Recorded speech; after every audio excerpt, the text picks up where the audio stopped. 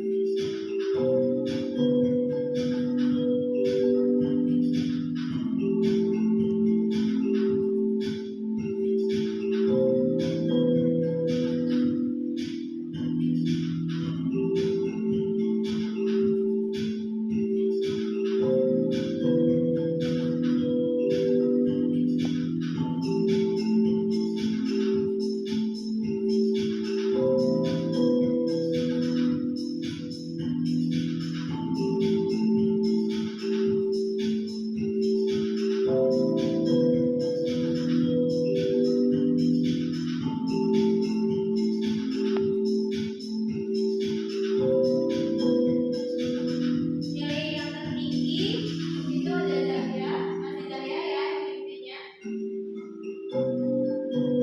Ayo Anda semua yang lain.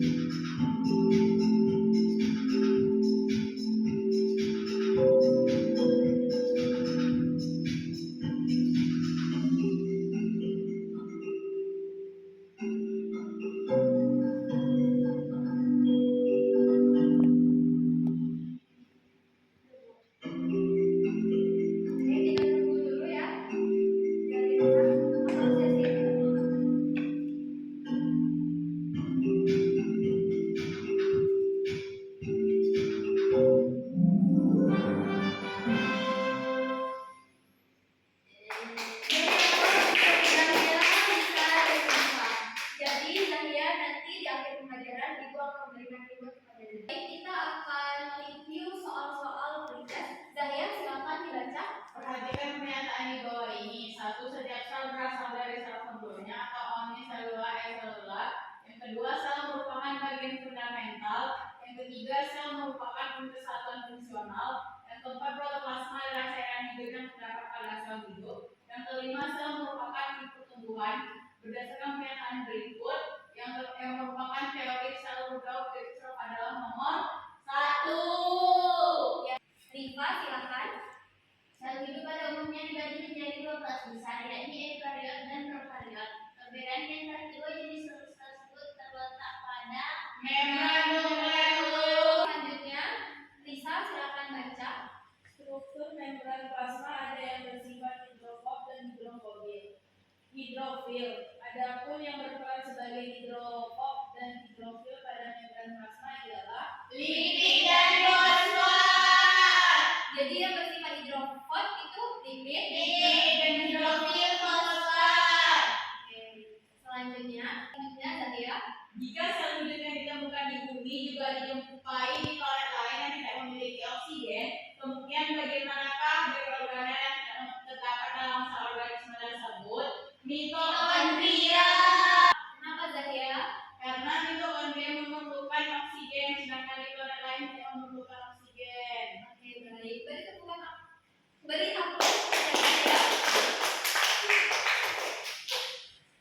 Oke, selanjutnya Rifa.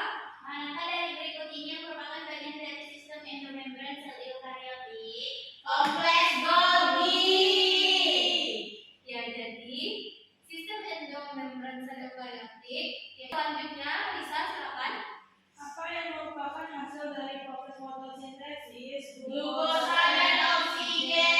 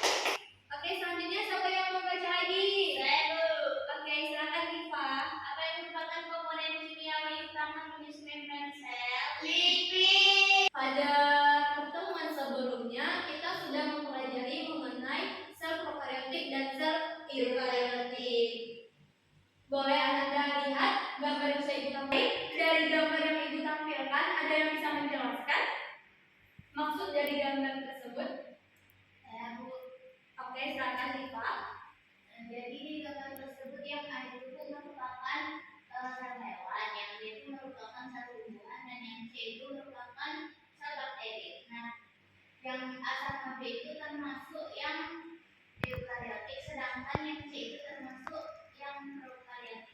Ya, betul sekali. Berarti semua itu adalah apa? Oke, baik.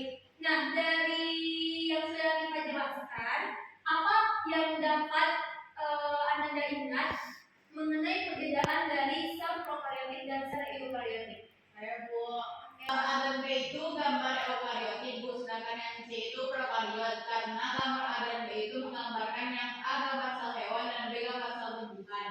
Sedangkan yang C prokariot mengenai sel bakteri. Nah, dari ciri-cirinya sel prokariot ini dia tidak memiliki struktur atau membran inti atau struktur tubuh yang lengkap, sedangkan A dan B itu sudah memiliki struktur tubuh yang lebih lengkap dan juga kompleks. Nah, dapat dilihat yang A itu gambar sel hewan dan B itu sel tumbuhan. Kalau perbedaan secara garis umum besarnya, kalau B itu dia memiliki dinding sel, sedangkan A itu tidak memiliki dinding sel, sehingga bentuknya lebih fleksibel dan juga tidak keruh. Oke, beri aku sebentar ya. Oke, baik. Seperti yang Ananda sudah ketahui bahwasanya pada gambar A ini merupakan contoh dari sel eukariotik dan pada gambar B juga sel eukariotik. Yang dimana pada gambar A ini merupakan sel hewan dan pada gambar B merupakan sel tumbuhan. Dan pada gambar C ini merupakan sel prokaryotik. Ini sel apa? Bakteri. Perbedaan yang sangat spesifik dari gambar ini yaitu kalau di sel prokaryotik ini tidak adanya inti atau yang disebut dengan nukleus. Sedangkan kalau pada sel eukaryotik ini memiliki inti dan pada sel eukaryotik ini terdapat organel membran yang dimana yang sudah dijelaskan oleh saya tadi terdapat banyak struktur. Sedangkan pada sel prokaryotik tidak. Selanjutnya, Ibu menampilkan sebuah gambar. Dapat Anda analisis apa maksud dari gambar yang sudah ditampilkan? Saya Bu, oke silakan Pak. Jadi seperti yang dibilang saya tadi Bu terkait fungsi sel sebagai satuan dasar kehidupan. Karena dari contohnya tubuh kita itu Bu, penyusun terkecilnya itu merupakan sel. Nah, di mana sel nanti ini akan bergabung sesuai fungsi dan struktur yang sama menghasilkan jaringan. Jaringan akan membentuk organ dan organ akan membentuk sistem organ. Oke, baik. Beri aku satu tempat. Jadi, seperti yang Ananda sudah ketahui bahwasanya sel merupakan unit terkecil, struktural dan fungsional yang ada di dalam tubuh.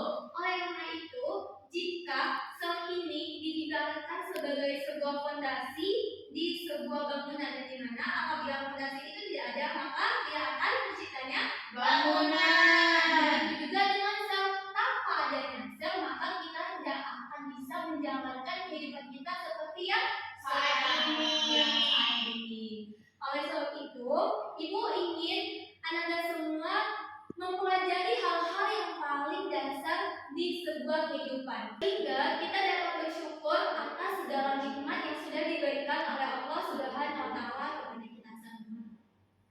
Oke, tujuan yang akan kita capai pada hari ini yaitu, boleh dibacakan saja?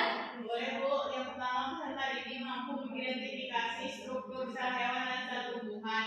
Yang kedua, peserta didik mampu menjelaskan fungsi organel-organel sel hewan dan sel tumbuhan. Oke, pada materi.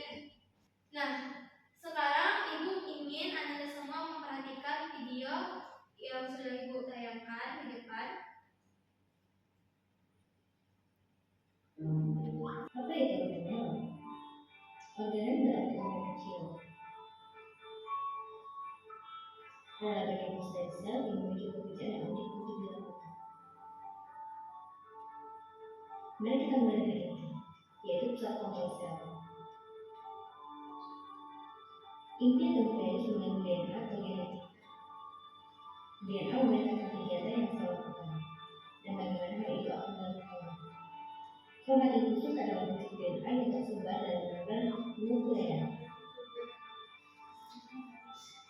Ketika selesai perkembangan, DNA membentuk menjadi struktur yang dikenal sebagai kromosom. Inti juga mengandung sebuah nukleolus yang merupakan struktur di mana ribosom akan dibuat.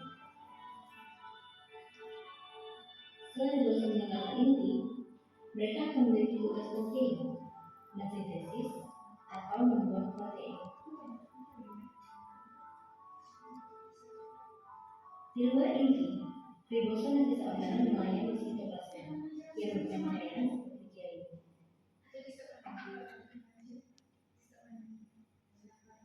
Ribosom dapat bergerak ke daerah di sitoplasma atau melekat pada nukleus endoplasma. Di video yang sudah ditampilkan, adakah yang bisa menjelaskan bagaimana atau apa sih? Bentar, Miss. Nah, dari video yang sudah ditampilkan, menurut Ananda, kenapa bentuk dari organ sel itu berbeda-beda? Saya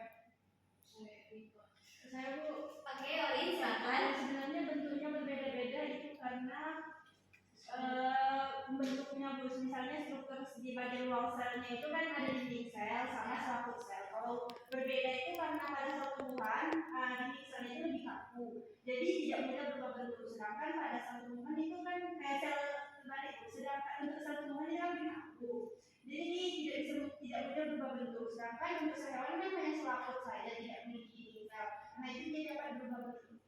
Ya, ada yang bisa menambahkan kenapa dari bentuk sel hewan atau sel tumbuhan ini memiliki bentuk-bentuk yang berbeda? Maksudnya dari yang bagaimana?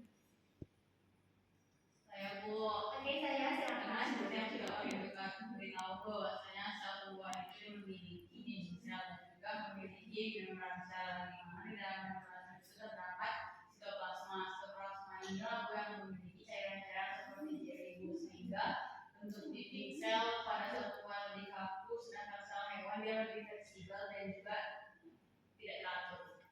Oke, baik. Jadi setiap bentuk dari terus untuk Olis dan saya. Oke, baik. Jadi setiap bentuk organ sel itu pasti berbeda sesuai dengan fungsi masing-masingnya. Oke? Oke Bu. Fungsinya masing-masing. Bentar, ya. Oke, baik. Jadi bentuk organ sel itu pastinya berbeda karena organ sel ini akan menyesuaikan dengan Fungsinya masing-masing. Oke, baik. Selanjutnya,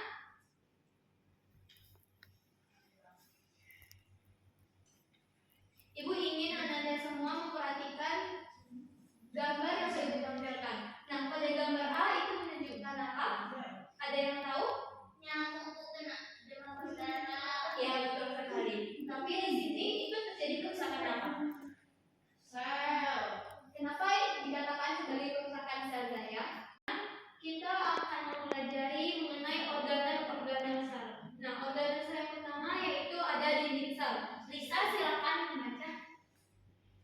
Dinding sel memiliki fungsi untuk memberikan dukungan struktural dan perlindungan bagi sel. Dinding sel ini juga berperan dalam Terima kasih untuk Lisa. Dari gambar yang sudah ditampilkan, adakah yang bisa menjelaskan maksud dari gambar ini? Saya Bu. Iya, silakan Diva. Jadi seperti yang gambar paling atas itu kan Bu, merupakan penampang dari sebuah sel, di mana itu sel tumbuhan Bu, karena ada terdapat kloroplas dan bagian yang menuju sel wall. Nah, bagian-bagian dari sel wall itu atau dinding selnya itu terdiri atas 3 lapisan, yaitu middle lamelia, sel wall, dan juga plasma membran. Nah, sel wall itu terdiri atas pektin, hemisellulosa, dan juga selulose mikrofibril, Bu. Oke, baik. Terima kasih Rifa dan Lisa. Beri aplaus untuk Rifa. Selanjutnya saya, Ya Bu. silakan baca. Selanjutnya membran sel. Membran sel adalah lapisan tipis yang melingkupi sel dan memisahkan isi sel atau sitoplasma dari lingkungan luar. Nah, penyusun membran sel terdiri dari lapisan lipid dan protein yang menyatu di dalamnya.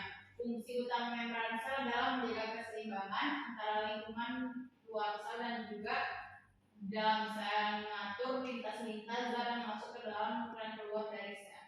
Nah, saya boleh tolong ke depan untuk menjelaskan. Baik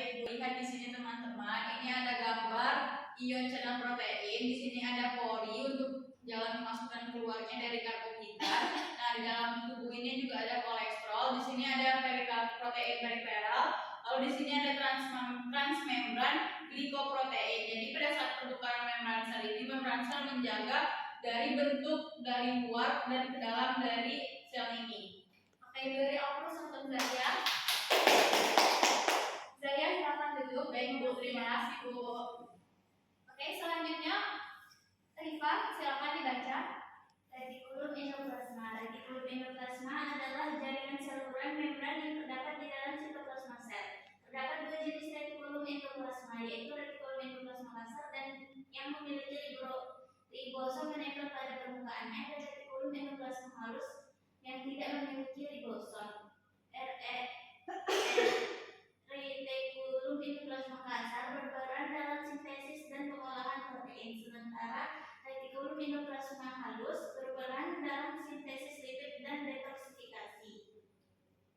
Oke, selanjutnya Risa. Ribosom adalah organ sel yang berfungsi sebagai tempat sintesis protein. Ribosom terdiri dari dua subunit yang terbuat dari riboprotein, di mana terdiri dari RNA dan protein. Kemudian badan Golgi. Badan Golgi adalah organel yang berperan dalam memproses, mengubah dan menyortir molekul-molekul yang dihasilkan oleh sel. Contohnya seperti protein dan lipid. Struktur badan Golgi ini terdiri dari tumpukan membran yang tinggi dan berlapis-lapis. Nah, dari gambar yang dua ini, mana yang ribosom dan mana yang badan Golgi? Badan Golgi yang warna biru yang kiri. Nah, ribosomnya yang kanan Bu, karena kalau yang kiri itu kan dia terlihat bahwa membrannya tinggi dan berlapis-lapis. Kan ciri dari badan Golgi tadi itu yaitu membrannya tinggi dan berlapis-lapis. Nah, sedangkan yang di kanan itu adalah ribosomnya Bu, atau organel sel yang berfungsi untuk tempat sintesis proteinnya. Baik, terima kasih. Selanjutnya Zaya. Ya Bu, Silakan baca. Mitokondria adalah organel yang berperan sebagai pabrik energi. Nah, di pabrik energi di sini yang mampu menghasilkan energi di dalam sel. Mitokondria berfungsi untuk proses respirasi seluler, yaitu penguraian molekul makanan seperti glukosa untuk menghasilkan energi dalam bentuk ATP atau adenosin trifosfat. Nah, terjadilah di mitokondria. Struktur mitokondria memiliki membran dalam dan membran luar, serta mengandung DNA mitokondria yang terpisah dari DNA inti sel. Oke, selanjutnya Risa. Selanjutnya adalah lisosom. Nah, lisosom ini mengandung enzim hidrolitik, yang mana enzim yang berperan dalam pemecahan molekul-molekul besar. Lisosom ini berfungsi sebagai sistem pemrosesan limbah sel. Lisosom dapat memecah zat organik dan tidak organik serta menguraikan bahan yang sudah tidak diperlukan dalam sel. Contohnya organel yang sudah rusak atau kusam.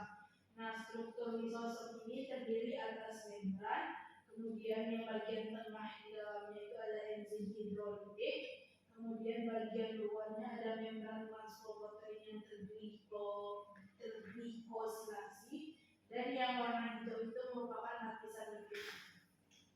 Baik, selanjutnya Rifa. Vakuola adalah organel yang terdapat pada sel tumbuhan dan beberapa sel hewan. Pada sel tumbuhan, vakuola biasanya besar dan berisi air serta sumber. Oke, selanjutnya Zahya. Baik Bu, plastida adalah organel khusus yang ditemukan pada sel tumbuhan dan beberapa protista. Plastida memiliki beberapa jenis, yang paling dikenal adalah kloroplas. Tempat terjadinya fotosintesis. Kloroplas memiliki klorofil, yaitu pigmen hijau yang bertanggung jawab untuk menangkap energi dari sinar matahari dan mengubahnya menjadi foton, sehingga menghasilkan energi kimia dan membentuk glukosa. Oke, selanjutnya Risa terakhir.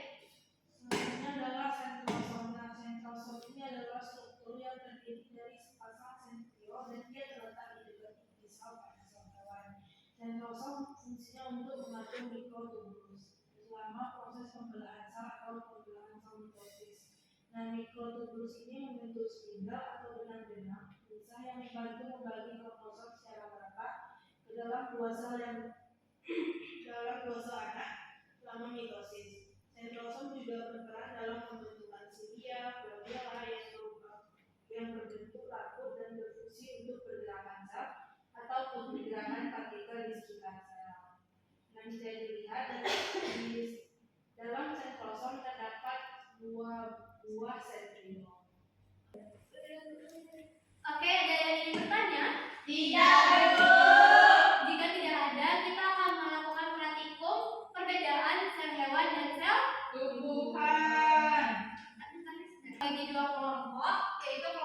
yang perempuan juga. Dan itu udah kan. Baik, pada hari ini kita akan melaksanakan praktikum mengenai sel hewan dan sel tumbuhan. Tapi sebelum kita melaksanakan praktikum, Ibu ingin Ananda membaca SOP dari laboratorium. Ada yang bisa? Saya Bu. Cindy silakan. Baik, SOP laboratorium yang pertama itu wajib menggunakan jas laboratorium, kemudian tidak membawa makanan dan minuman di dalam laboratorium, membuang sampah pada tempat yang sudah ditentukan, merapikan kembali peralatan laboratorium yang digunakan, kemudian tidak membawa peralatan laboratorium keluar ruangan laboratorium tanpa izin guru dan kepala labor. Setelah itu ada menggunakan sarung tangan latex atau bersihkan peralatan dengan disinfektan sebelum dipakai oleh orang lain. Kemudian menjaga kebersihan laboratorium, berhati-hati dalam menggunakan pisau, cutter, dan lain sebagainya dalam permainan saat praktikum berlangsung. Dan terakhir itu ada tidak menyentuh mulut atau mata pada saat sedang bekerja. Ya, betul sekali. Nah, selanjutnya ada yang bisa membaca alat dan bahan? Oke, silakan Lisa. Alatnya itu ada mikroskop, kaca objek, kaca penutup, pipet tetes, pinset, sealer, dan kamera HP. Sedangkan bahannya berupa aquades, daun rhodus color, awetan saluki pada manusia. Lanjut dengan prosedur kerja. Nah, untuk pengamatan sel daun rhodus color, yang pertama ambillah daun rhodus color. Kemudian buatlah saja secara melintang pada permukaan bawah daun setipis mungkin menggunakan silat secara perlahan. Ketiga, ambillah hasil menggunakan pinset, kemudian simpan di atas kaca objek. Ambil aquades menggunakan pipet tetes, lalu teteskan tubuh tetes di atas objek pengamatan. Letakkan dengan perlahan kaca penutup di atas objek pengamatan selama tidak ada gangguan udara. Siapkan mikroskop cahaya, kemudian aturlah jarak penutup jadi sumber cahaya. Saat mengamati, gunakanlah pembesaran dengan lensa objektif kecil, kemudian diperbesar untuk besaran selanjutnya. Atur fokus mikroskop menggunakan micrometer dan makrometer. Ambil foto pengamatan dan cara perbesaran lensa objektifnya saat memotret. Dan ke-10, buat keterangan bagian dari sel daun rhodus color yang diamati. Nah, untuk pengamatan sel epithel pipi manusia, yang pertama untuk sel epithel pipi manusia menggunakan awetan yang sudah disediakan. Nah, yang kedua, siapkan mikroskop cahaya, kemudian atur cermin untuk mencari sumber cahaya. Saat mengamati, gunakanlah perbesaran dengan lensa objektif kecil, kemudian perbesaran selanjutnya. Atur fokus mikroskop menggunakan mikrometer dan makro, kemudian ambil foto hasil pengamatan dan cara perbesaran lensa objektif saat memotret. Oke, baik, terima kasih Risa. Nah, sekarang Ibu akan membagikan LKPD. Dan untuk alat dan bahannya sudah Ibu sediakan. Baik, Bu.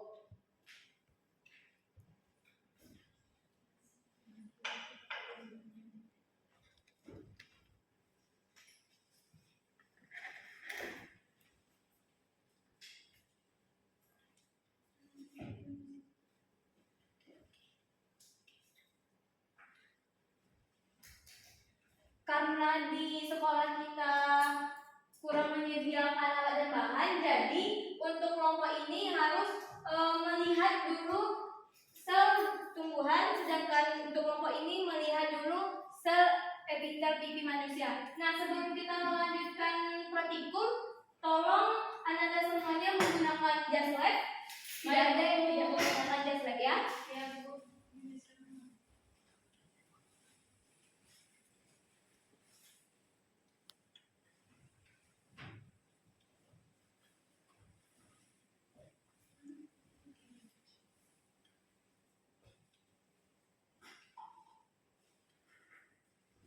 Oke, kalau sudah boleh dibuka LKPD-nya dan silakan mengerjakan LKPD.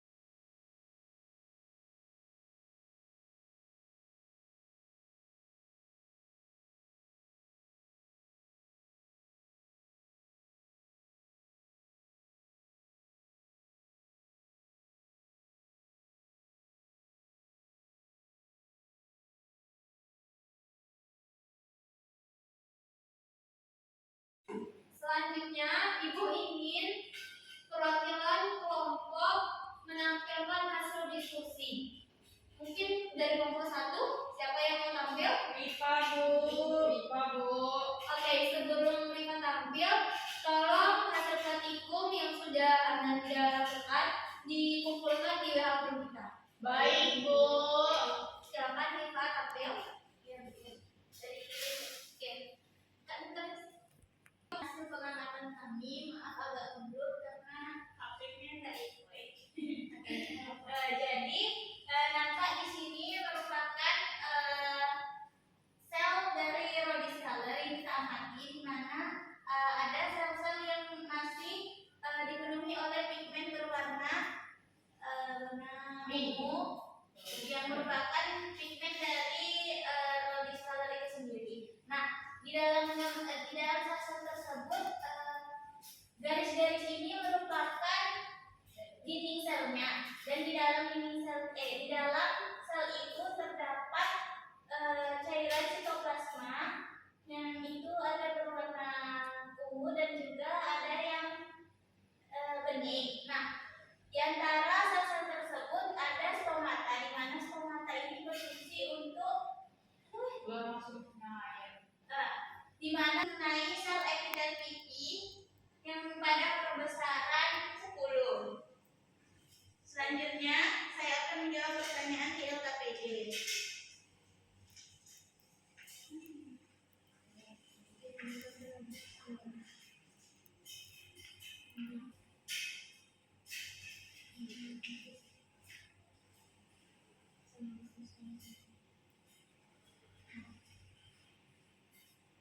Pertanyaan pertama yaitu carilah informasi dari berbagai sumber literatur organel apakah yang secara khusus terdapat pada sel tumbuhan dan hanya terdapat pada sel hewan. Jelaskan fungsi organel tersebut. Nah, kalau pada sel hewan itu dia cuma ada yang cuma ada di sel hewan tapi tidak ada di sel tumbuhan. Itu contohnya ada lisosom, sentrosom, dan juga sentriol. Di mana lisosom itu berfungsi untuk mencerna berbagai jenis senyawa yang terdiri dari karbo hingga protein, sedangkan sentrosom memastikan setiap sel memiliki nukleus, sedangkan sentriol mengatur mikrotubulus sebagai sistem rangka sel. Nah, sedangkan organel yang hanya terdapat pada sel tumbuhan tapi tidak terdapat pada sel hewan, yang pertama ada kloroplas yang berfungsi untuk menghasilkan energi metabolisme dan juga dinding sel yang memberi bentuk sel tumbuhan dan melindungi bagian dalam sel. Selanjutnya, berikut diberikan deskripsi struktur organel penyusun sel. Tebaklah nama organel yang tepat sesuai dengan deskripsi struktur yang ada. Nomor 1, tumpukan kantong pipi bermembran memiliki polaritas yaitu sisi cis dan trans. Nama organelnya yaitu badan Golgi. Kemudian vesikel besar yang dibatasi membran besar dalam tumbuhan. Nama organelnya itu vakuola.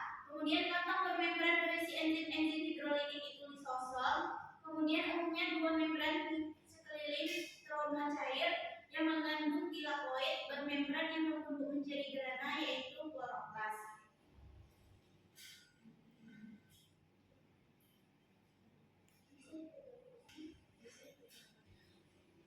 Oke, terima kasih untuk Rifa. Beri aplaus untuk Rifa. Baiklah, Ibu ingin meminta pendapat dari kelompok selanjutnya. Apa pendapat dari kelompok selanjutnya terhadap kelompok yang tampil? Tadi yang waktu Rifa menampilkan gambar itu, menurut Rifa kenapa ketika kami yang mencari solusinya tidak Rifa, sedangkan Rifa ketika mencari gambar Ulang lagi. Bukan kami. Bilang aja terus mikroskop jenis. terus ini selnya juga dia ngambil bagian tengah lebih pinggir. Oh, kita tebelan. Iya. Ulang lagi tanya. Ulang lagi. Menurut kelompok Rifa, kenapa ketika kalian bisa mendapat kesempatan, kenapa sih kalau bisa dicoba tapi tidak dapat kesempatan menunjukkan di misalnya aja. Nah, jadi menurut kelompok kami, mengapa kelompok Risa itu tidak bisa melihat stomatanya? Mungkin yang pertama karena sewaktu Risa membuat preparatnya itu terlalu tebal, jadi stomatanya itu tidak terlihat karena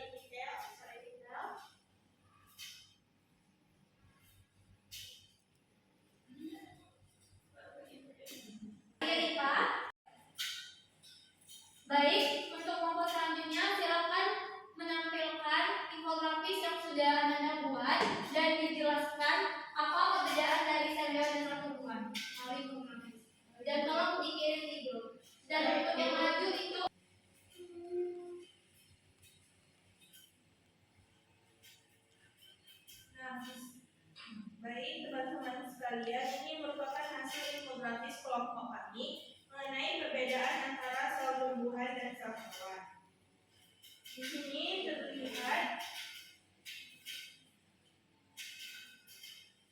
Di sini terlihat ini adalah perbedaan antara sel tumbuhan dan sel hewan. Bisa dilihat ketika sel tumbuhan dia memiliki dinding selnya yang bersifat kaku. Berbeda halnya dengan sel hewan, dinding selnya bersifat fleksibel. Karena jika sel hewan memiliki dinding sel seperti tumbuhan yang kaku, maka ia mampu bergerak. Nah, di sel tumbuhan ini terdiri atas mitokondria, ada juga vakuola, dilihat ini warna hijau. Kemudian ada kompleks Golgi yang merupakan lempengan-lempengan yang berbentuk pipi. Nah, kemudian di dekat kompleks juga ada vesikel. Kemudian di sini ada namanya lisosom.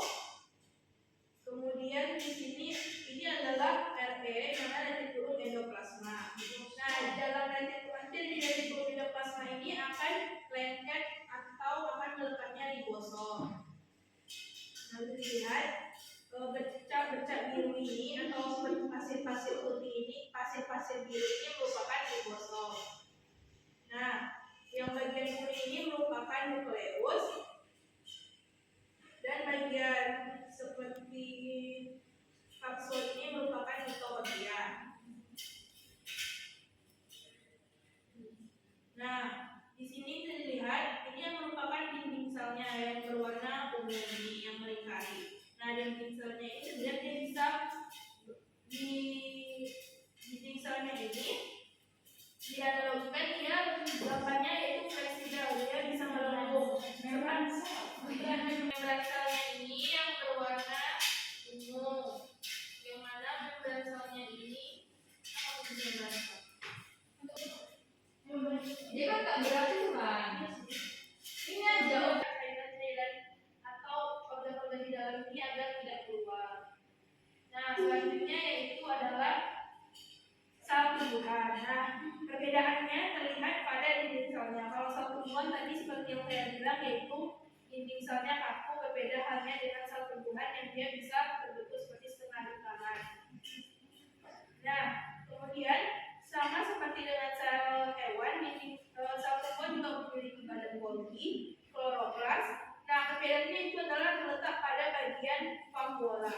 Nah, vakuolanya ini di sel tumbuhan lebih besar. Kemudian dia memiliki mitokondria, juga memiliki retikulum endoplasma, nukleolus,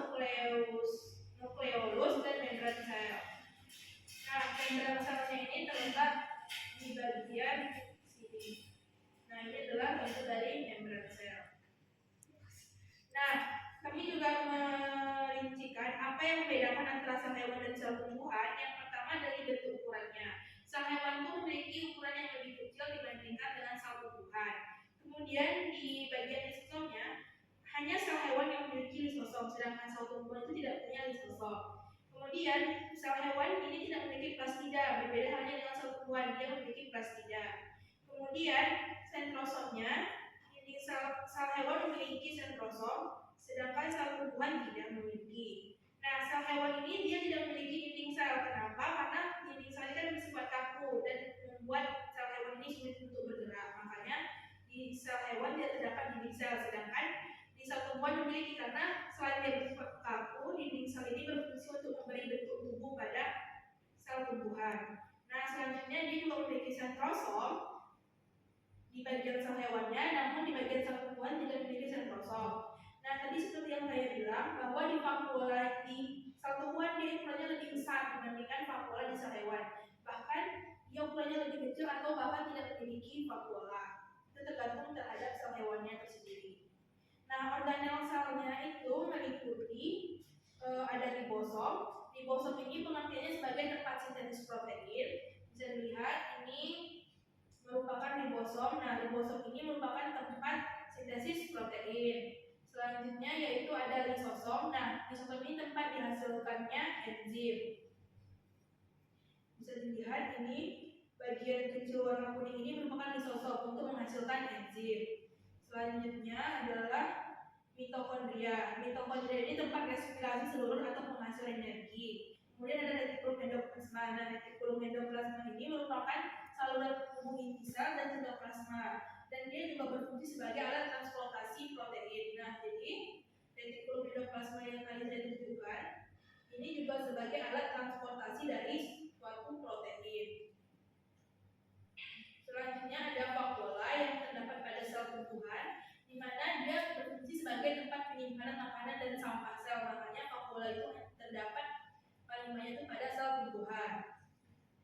Selanjutnya ada sentriol. Nah, sentriol ini berperan dalam pembelahan sel, dan yang terakhir yaitu plastida, yaitu organel yang mengandung pigmen klorofil. Nah, jadi plastida ini hanya terdapat pada sel tumbuhan, karena sel tumbuhan yang memiliki organ klorofil untuk proses fotosintesis. Oke, terima kasih Risa. Untuk kelompok selanjutnya, ada tanggapan untuk kelompok yang tampil?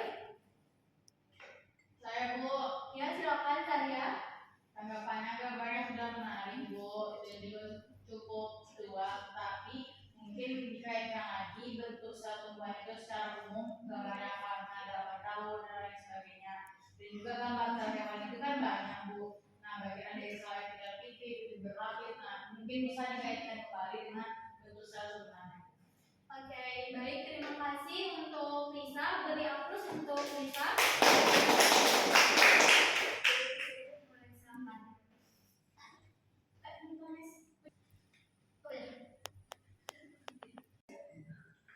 Oke, karena kita sudah melakukan praktikum, diharapkan untuk Ananda bisa melepaskan jasanya. Baik, Bu. Dan tolong kembalikan alat-alat praktikum di depan. Baik, Bu.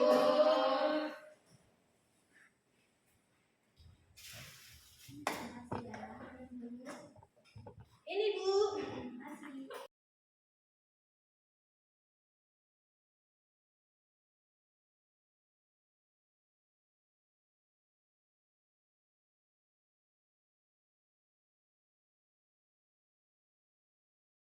Kita pelajari pada hari ini, Ibu meminta Ananda untuk menyimpulkan pembelajaran kita pada hari ini.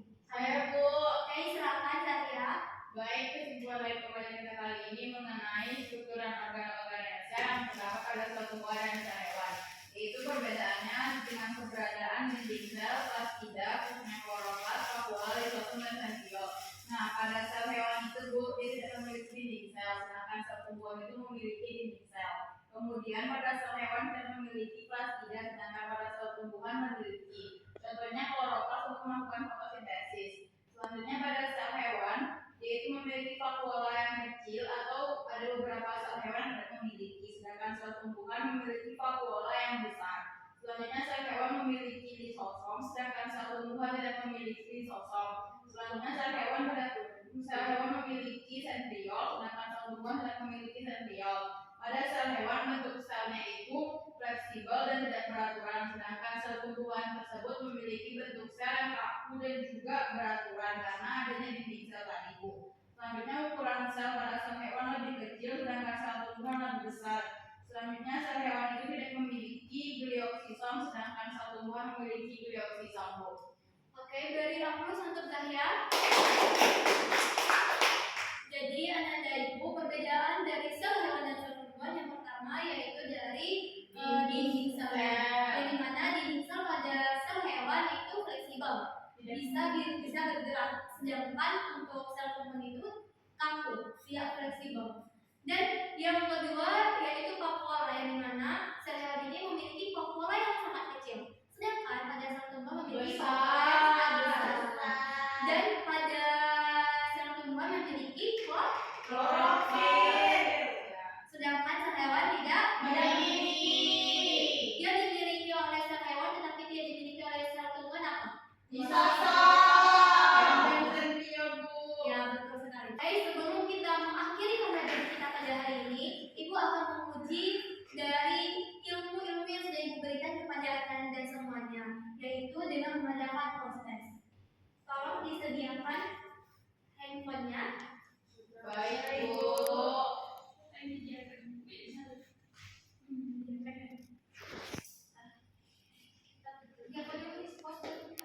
Ibu semuanya silakan join ke quiz yang sudah Ibu berikan. Bisa Bu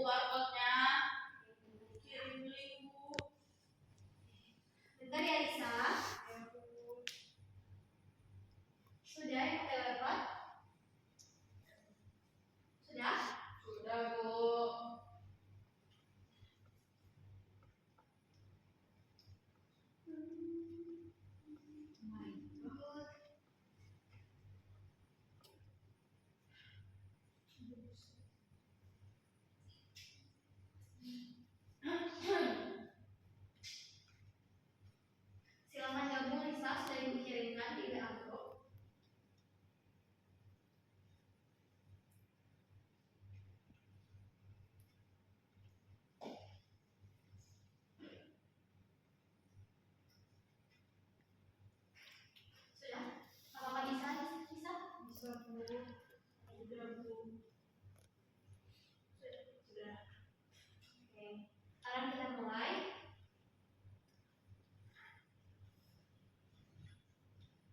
Bu.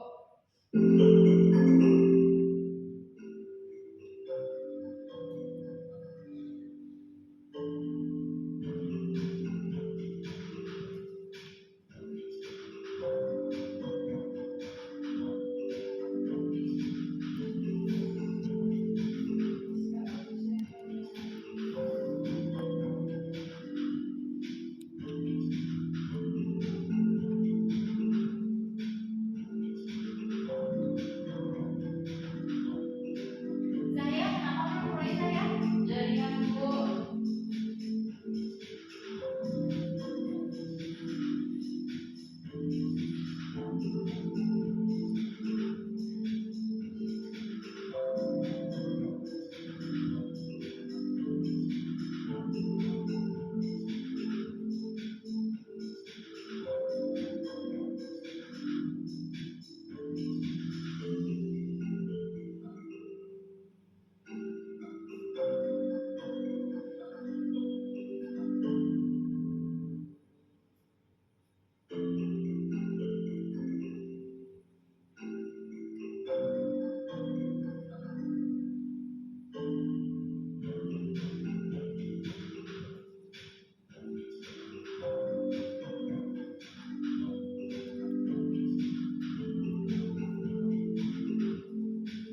Oke. Sekarang yang memimpinnya yaitu ada Rifa. Ayo untuk anak-anak semuanya lebih semangat lagi.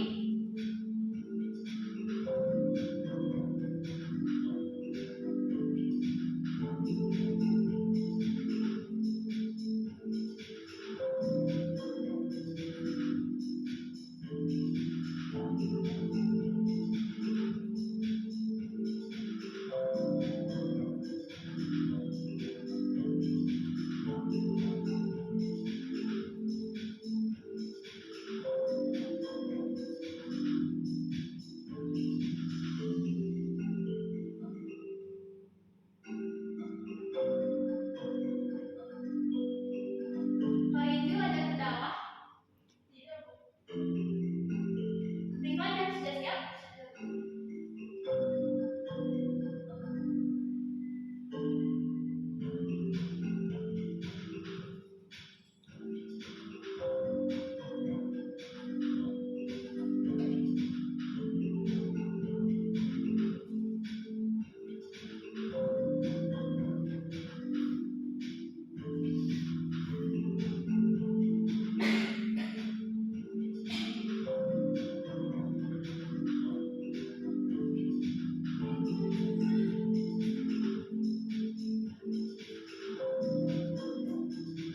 Risa sudah siap?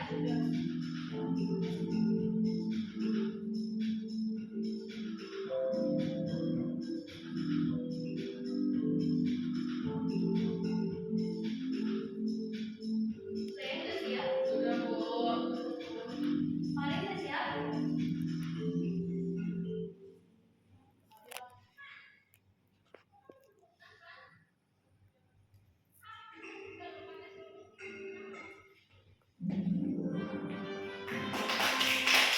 Beri aplaus untuk Rifa, Risa, dan Zahya. Zahya, kenapa bisa turun? Karena jaringan Bu. Jadi lama. Jadi ada tadi kendala ya, jadi Iya Bu. semoga untuk pertemuan selanjutnya jaringan kita bisa lebih bagus ya. Baik, Bu. Dan untuk anak-anak semua yang belum bisa mendapatkan 3 kategori terbaik ataupun 1 kategori terbaik, Ibu minta anak-anak semua untuk selalu giat dalam proses pembelajaran dan semangat terus. Bisa? Baik Bu. Bisa Bu. Oke, karena sesuai dengan janji Ibu akan memberikan reward kepada Zahya sebagai pemenang pretest dan Rifa sebagai pemenang post-test. Diharapkan untuk maju untuk depan. Baiklah, sesuai dengan janji Ibu akan memberikan reward kepada Ananda yang sudah berhasil mendapatkan peringkat ke-1 pada pretest dan post-test. Untuk Rifa mendapatkan 15 poin untuk post-testnya. Terima kasih Rifa. Dan untuk saya mendapatkan 10 poin untuk pretestnya. Terima kasih Bu. Beri aplaus untuk saya dan Rifa.